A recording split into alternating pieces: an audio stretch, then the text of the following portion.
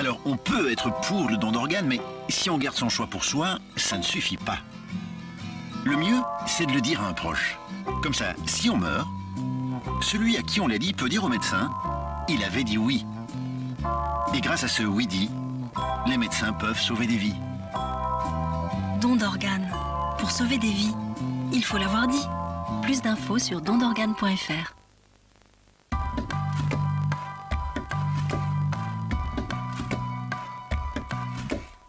Demain, sur France Télévisions.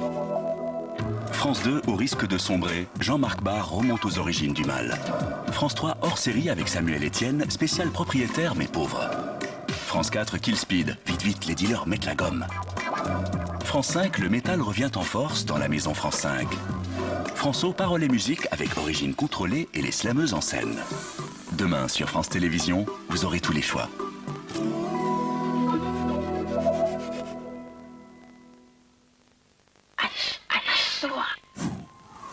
Monsieur Céline, je voudrais vous poser une question à propos de vos livres précédents.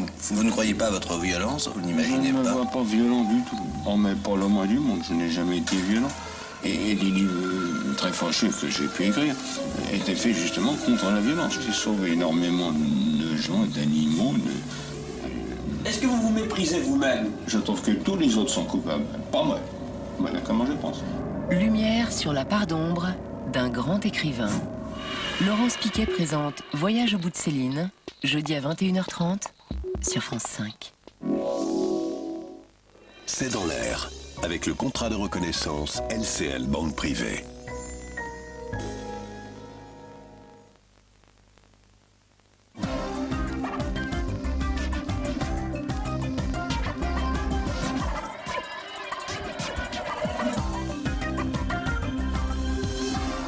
Bonsoir à tous, nous consacrerons la dernière partie de cette émission à vos questions SMS et Internet. La garde à vue de Georges Tron est donc prolongée. L'ancien secrétaire d'État est visé, je vous le rappelle, par une enquête pour agression et viol. Ce sont deux anciennes employées municipales qui ont ainsi porté plainte. En présentant sa démission du gouvernement, Georges Tron s'est défendu de tout comportement répréhensible alors que toute la société française reste sous le choc de l'affaire DSK. Nous avons donc intitulé cette émission Tron, garde à vue prolongée. Et voici les invités qui ont accepté d'y participer en direct comme chaque soir. Christophe Barbier, directeur du magazine L'Express qui paraît demain, avec en une ce que les Américains pensent des Français.